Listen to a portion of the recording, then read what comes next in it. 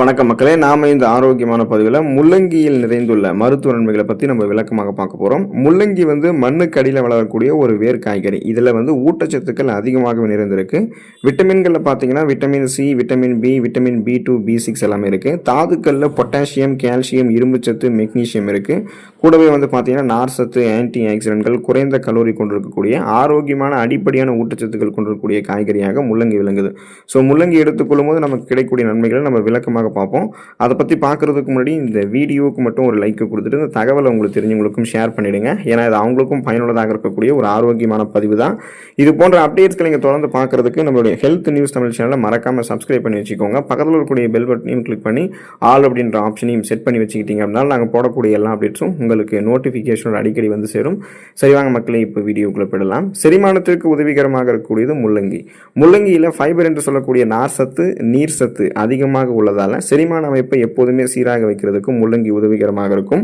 முள்ளங்கி அடிக்கடி உணவுகளில் சேர்த்து வந்தோம் அப்படின்னா அதில் இருக்கக்கூடிய அதிகப்படியான நார்சத்து செரிமான செயல்பாட்டை மேம்படுத்தி சீரற்ற குடல் இயக்கம், கடுமையான மலச்சிக்கல், வயிற்று வலி, வாயு பிரச்சனை, வயிற்று உப்புசம், வயிற்று பொறுமல், வயிற்றுப்போக்கு என எதுவுமே உங்களுக்கு ஏற்பட விடாது. மேலும் இது பித்த நீர் உற்பத்தியை சீராக்கி கல்லீரல் மற்றும் பித்தப்பையை பாதுகாக்குது. உடலில் நீர் தேக்கம் அடைவதையும் தடுக்குது. ஸோ எது எப்படி இருந்தாலும் ஆரோக்கியமான செரிமான மண்டலத்தை நீங்கள் பெறணும். நீங்கள் சாப்பிட்ட உணவுகள் செரிமானமாகப்பட்டு மீதம் இருக்கக்கூடிய கழிவுகள் உங்களுக்கு வெளியேற்றப்படணும். அந்த உணவுகள் இருக்கக்கூடிய ஊட்டச்சத்துக்கள் மற்றும் உறிஞ்சப்பட்டு ஆரோக்கியமான செரிமான மண்டலத்தை மேம்படுத்திக்கணும் அப்படின்னா நீங்கள் என்ன பண்ணலாம் அப்படின்னா தொடர்ந்து உங்களுடைய உணவுகளில் முள்ளங்கி சேர்த்துக்கொள்ள வேண்டியது அவசியமாக இருக்குது. கல்லீரல் ஆரோக்கியத்தை பாதுகாக்கக்கூடியது முள்ளங்கி.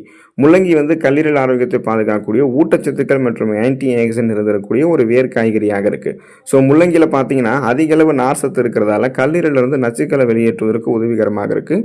மேலும் முள்ளங்கியில் இருக்கக்கூடிய என்சைம்கள் என்ன பண்ணும் அப்படின்னா கல்லீரலில் கெட்ட கொழுப்பு படிவதை தடுக்கிறதுக்கும் உதவிகரமாக இருக்குது. ஸோ இப்போ நீங்கள் முள்ளங்கி சாப்பிடும் போது அதில் இருக்கக்கூடிய நச்சுக்கள், கழிவுகள்லாம் உங்களுக்கு வெளியேற ஆரம்பிக்கும். அதனுடைய வீக்கமெல்லாம் குறைய ஆரம்பிக்கும். கல்லீரலுடைய செல்கள் மீண்டும் மீண்டும் புதுப்பிக்கப்பட்டு கல்லீரல் அலர்ச்சி நோய் எதுவும் ஏற்படாமல் ஆரோக்கியமாக நீங்கள் பராமரித்துக் கொள்ளலாம். நம் உடல் உறுப்புகள்லேயே கல்லீரல் தான் பார்த்தீங்கன்னா பாதிப்புகளை எப்போ காட்டும்னா கல்லீரல் 50% நமக்கு பழுதடைஞ்சதுக்கு அப்புறம் தான் அது அறிகுறியில் கல்லீரல் பழுதடைஞ்சிருக்கு அப்படின்றது நமக்கு உணர்த்தும். ஸோ அந்த மாதிரி ஒரு உறுப்பானது கல்லீரல். ஆரோக்கியமான ஒரு உறுப்பாக இருக்கக்கூடியதும் கல்லீரல் தான். ஏன்னா அது தன்னை தானே மீண்டும் மீண்டும் புதுப்பித்து கொண்டு செல்களை புதுப்பித்து ஒரு ஆரோக்கியமான உறுப்பாக கல்லீரல் இயங்கும். ஆனால் அதையும் நம்ம எப்பெல்லாம் கெடுத்துக்கிறோம்னு பார்த்தீங்கன்னா நச்சு கழிவுகள் அதிகமாக தேங்கும் போது, மாவுச்சத்து அதிகமாக இருக்கக்கூடிய உணவுகளை சேர்த்து சாப்பிட்றது, நான்வெஜ் ஃபுட்ஸ் அதிகமாக சாப்பிட்றது, தீவிர மது இருந்தக்கூடிய பழக்கமாக இருந்துச்சு அப்படின்னா கல்லீரல் ஆரோக்கியம் கெட்டு போயிடும். கல்லீரல் அலர்ச்சி நோயெல்லாம் ஏற்படும். அந்த செல்கள் அழிஞ்சு போயிடும். கொழுப்புகள் அதிகமாக படியும். ஸோ இதெல்லாம் எதுவுமே இல்லாமல் ஆரோக்கியமாக கல்லீரலை நீங்கள் மேம்படுத்திக் கொள்ளணும். அதில் இருக்கக்கூடிய பிரச்சனைகளை தீர்க்கணும்னா முள்ளங்கி எடுத்துக்கொள்ளுங்க. நோய் எதிர்ப்பு சக்தியை அதிகரிக்கக்கூடியது முள்ளங்கி. விட்டமின் சி என்று சொல்லக்கூடிய உயிர் சத்து என்று இருக்கக்கூடிய முள்ளங்கியானது நோய் எதிர்ப்பு சக்தியை அதிகரிக்கிறதுக்கு உதவிகரமாக இருக்குது. இதில் இருக்கக்கூடிய ஆன்டி ஆக்சிடென்ட் என்ன பண்ணும் அப்படின்னா உடலுக்கு தீங்கு விளைவிக்கக்கூடிய ஃப்ரீ ரேடிக்கல்ஸ் என்று சொல்லக்கூடிய அந்த செல்களை சேதத்தை தடுத்துரும். ஸோ அந்த செல்களால் நமக்கு ஏற்படக்கூடிய சேதத்தை தடுக்கும் மற்றும் தொற்று நோய்களை எதிர்த்து போராடுவதற்கும் உதவிகரமாக இருக்கும். ஸோ முள்ளங்கி அடிக்கடி நீங்கள் சாப்பிட்டு வந்தீங்கன்னா நெஞ்சில் தேங்கக்கூடிய சளி முறிய ஆரம்பிக்கும். உடனடி நிவாரணம் கொடுக்கும். நோய்கள் நோய் எதிர்ப்பு சக்தியை அதிகரிக்க செய்கிறதால உங்களுக்கு இருக்கக்கூடிய சாதாரணமான நோய்கள் குணப்படுத்தப்படும். சீசனெல்லாம் புதுசாக அட்டாக் ஆகக்கூடிய பாக்டீரியா, வைரஸ் போன்ற பருவகால தொற்று வியாதிகளையும் உங்களால் வராமல் தடுக்க முடியும். அதுவும் குறிப்பாக அந்த பருவகாலம் சேஞ்ச் ஆகும்போது, கிளைமேட் சேஞ்ச் ஆகுது இல்லையா, கோடை காலத்துலேருந்து குளிர்காலம் நம்ம மாறும்பொழுது நிறைய இன்ஃபெக்ஷன்ஸ் நமக்கு ஏற்படும், தொற்று நோய்கள் ஏற்படும். அதுலேருந்து தான் நீங்கள் நலமாக முன்னாடியே வாழணும்னா முள்ளங்கியெல்லாம் அந்த கோடை காலத்திலே நீங்கள் சாப்பிட்டு பழகுங்க. அப்போ தான் உங்களுக்கு என்ன ஆகும் அப்படின்னா உடலில் அந்த நோய் எதிர்ப்பு சக்தி திறன் அதிகரிக்கப்பட்டு எந்த நோயுமே இல்லாமல் நீங்கள் நலமோடு வாழ்வீங்க.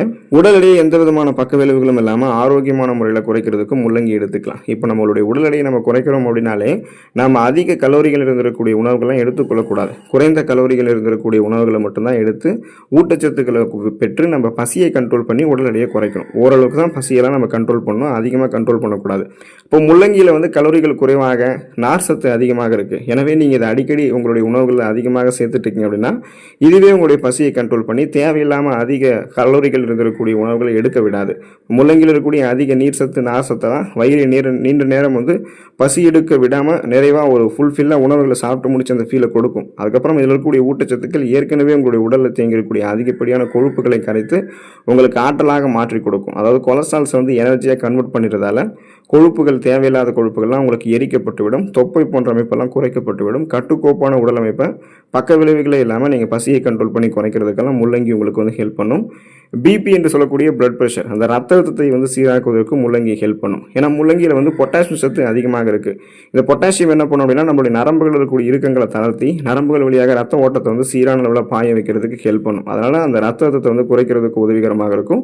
ரத்த ஓட்டத்தை கட்டுப்பாட்டுக்குள்ளே வைக்கிறதுக்கும் ஹெல்ப் பண்ணும். ஆகவே ஹை பிபி என்று சொல்லக்கூடிய ஹை பிளட் ப்ரெஷர், உயர் ரத்த அழுத்த பிரச்சனையை கொண்டவர்கள் முள்ளங்கி எடுத்துக்கிட்டிங்கன்னா உங்களுக்கு அது மிகவும் நல்லது.